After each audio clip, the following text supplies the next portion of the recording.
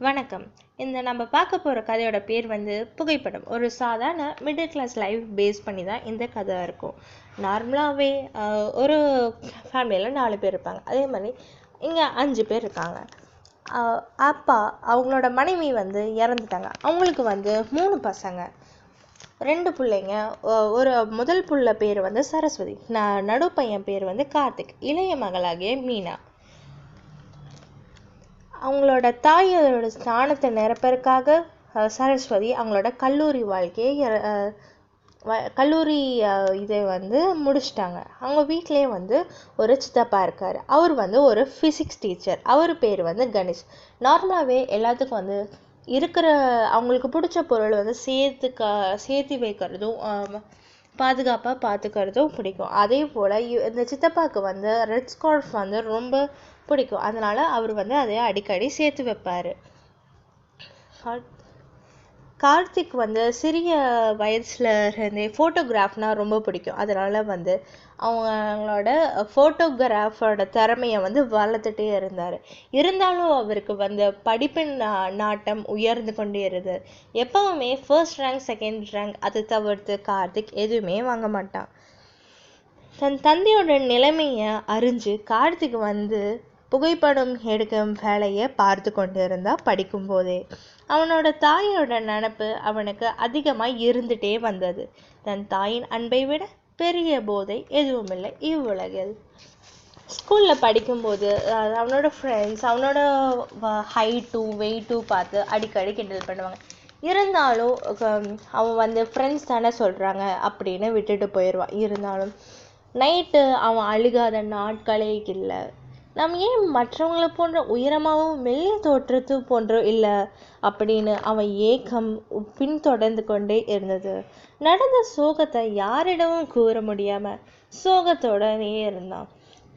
அப்போது அவன் மனதில் சொல்லி கொண்டது, இதுவே உன் வாழ்நாளில் மிக கீழேயான தருணம். இந்த நாளை ஞாபகம் வைத்துக்கொள். நாட்கள் சென்றது, காலங்கள் ஓடியது. இப்போதுதான் இந்த கதையில் தொடக்கமே இருக்கிறது. அந்த வீதியில் அடுத்தடுத்த கொலை நிகழ்ந்து வந்தது. இதை கேள்விப்பட்டதும் கார்த்திக் அவனோட தங்கச்சிகிட்ட ஜாக்கிரதையாக இரு அப்படின்னு எச்சரித்தான். அந்த தங்கச்சிக்கு ஒரு சீரியல் கில்லர் அந்த கதை பேஸ் பண்ணி நிறைய படங்களை பார்த்து கொண்டே இருப்பான். அதனால் அவளுக்கு வந்து அந்த சீரியல் கில்லரை பற்றி தெரிஞ்சுக்கணும், அவன் எப்படி இருப்பான் அப்படின்னு ஆர்வமாக இருந்தது.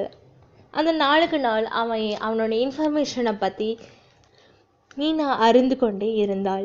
அதனால் அந்த திருடனை பற்றிய தகவலை அறிய தொடங்கியதும் இதை பார்த்த கார்த்திக் அவளிடம் போய் சென்று விசாரித்தார்.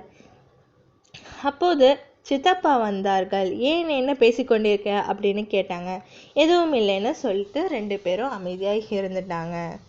அப்போ தான் வந்து இந்த திருடனை பிடிக்க வந்து இவங்க கார்த்திக்கும் மீனாவும் வந்து ஒரு எப்படி சொல்ல ஒரு பிளான் போடுறாங்கன்னு வச்சுக்கோங்க. அதே சமயத்தில் வந்து டிவியில் வந்து அந்த திருடனை பற்றிய ஒரு இன்ஃபர்மேஷன் வருது. அது என்னென்னா, திருடன் வந்து டியூஷன் போகிற பிள்ளைங்களை மட்டும்தான் மெயினாக டார்கெட் பண்ணி கொலை செய்வார். கொலை செஞ்சதுக்கப்புறம் ரெட் ஸ்கார்ஃப் போட்டு விட்டுட்டு போயிடுவார், அங்கேருந்து ஓடிடுவார். உடனே சித்தப்பா வந்து ரொம்ப திடுகிட்டு வந்துட்டார். வந்தோடனே டிவியை ஆஃப் பண்ணிட்டு போய் ஃபிசிக்ஸை படிங்க அப்படின்னு சொல்லிட்டாரு. இருந்தாலும் இவங்க 2 பேரும் சித்தப்பா சொன்னதை கேட்டுட்டு போயிட்டாங்க. அந்த டிவியில் அதை பிடிச்சி தரவங்களுக்கு 5000 ரூபாய் பரிசு வழங்கப்படும்னு சொல்லிட்டாங்க. ஏன்னா தனிப்படைகள் அமைத்து நிறைய போலீஸை தேடி வந்துட்டுருக்காங்க. இருந்தாலும் அவங்களால ஒன்றும் கண்டுபிடிக்க முடியல. அதனால் அவன் ஒரு இரவு கார்த்தியோட கார்த்தி வந்து தங்கச்சியை கூட்டிகிட்டு போய் அந்த திருடன் பிடிக்கிறதுக்காக ஒரு பிளான் போட்டா இல்லைங்களா, அதனால் வந்து ரிலாக்ஸேஷனுக்காக வெளியில் போகலாம் அப்படின்னு தங்கச்சியை கூப்பிட்டு போகும்போது அவள் வந்து ஒரு பர்தாவை அணிஞ்சிட்டு வரா. கண்ணு மட்டும் தெரியற மாதிரி அணிஞ்சிட்டு வரா. அந்த கொலைக்கார தனியே இருக்கும் அந்த இடத்துக்கு சென்று கார்த்தி வந்து தங்கச்சியை விட்டுட்டு தூரமாக இருந்து பார்க்குறான். அந்த சிறுமியை கடத்தினாள் அந்த திருடன். அந்த சிறுமியும் அலறாமல் உடனே இருக்கிறாள். ஒரு இருட்டான அறையில் வந்து அந்த மீனாவை போட்டு வைக்கிறாள்.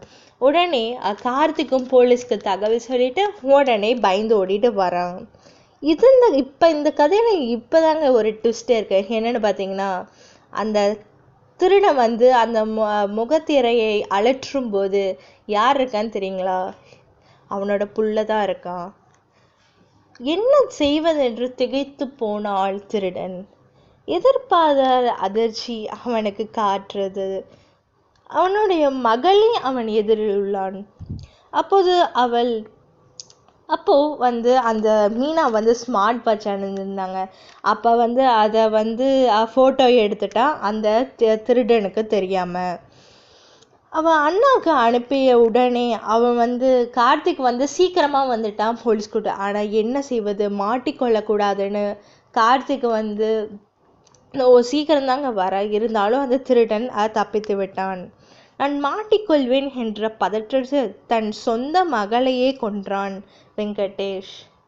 போலீஸை கண்டதும் தப்பிச்சு ஓடிவிட்டான். தன் தங்கையின் மரணத்துக்கு காரணம் தான் என்ற குற்ற உணர்ச்சி அவனை கொன்றது. அனைத்து விஷயங்களும் அவனுக்கு புரிய வந்தது.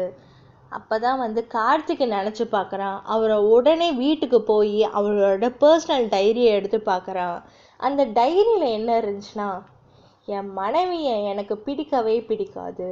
ஏன்னா அவள் என்னையே அடிக்கடி மட்டம் தட்டி இருப்பா. எனக்கு சுத்தமாக பிடிக்கல. அதனால தான் நான் அவளை கொன்னுட்டேன் அப்படின்னு எழுதி கொண்டது. அவளை கொன்னது எனக்கு ரொம்ப பிடிச்சது. அதனால தான் ஒரு டியூஷன் பொண்ணை கொலை பண்ணேன், ஸ்கார்ஃப் போட்டு விட்டேன், கொலைகாரனா மாறினேன் அப்படின்னு எழுதியிருந்தது. இதை பார்த்ததுக்கு அப்புறம் தான் கார்த்திக்கு எல்லா விஷயமும் புரிய வந்துச்சு. தன் அக்காவுக்காக அவன் வாழ தொடங்கினான். தன் தந்தைக்கு உரிய தண்டனை வழங்க வேண்டும் என்ற சிந்தனை அவனுக்கு ஏற்பட்டது. அதனால் விடாமுயற்சியுடன் படித்து போலீஸானான். தற்போது தன் தந்தையின் ஆட்டத்துக்கு முடிவு கட்ட நேரம் வந்தது. அவன் அப்பாவை அரெஸ்ட் பண்ணனான். அதுக்கு முன்னாடி அவன் விடாமுயற்சியுடன் படித்து ஒரு பெரிய போலீஸ் அதிகாரியா ஆனான். ஒரு டிஎஸ்பி என்ற பெரிய பட்டத்தை எடுத்தான். அவன் அப்பாவை அரெஸ்ட் பண்ணான். ஜனங்க முன்னாடி நிப்பாட்டி என்கவுண்டரில் போட்டு தள்ளிட்டான். தன் தங்கை மற்றும் அம்மாவின் ஆத்மாவை மகிழ்ச்சியட செய்கிறான். அவ்வளோதாங்க இந்த கதை. ஒரு புகைப்படம் 1000 வார்த்தைகளுக்கு சமம். அப்போ வந்து அந்த கரெக்ட் சுச்சுவேஷனில் மீனா வந்து ஃபோட்டோ எடுத்து கார்த்திக் அனுப்பிச்சுடலேனா அந்த போலீஸ் யாருன்னே தெரிஞ்சிருக்காதுங்க. நன்றி, வணக்கம்.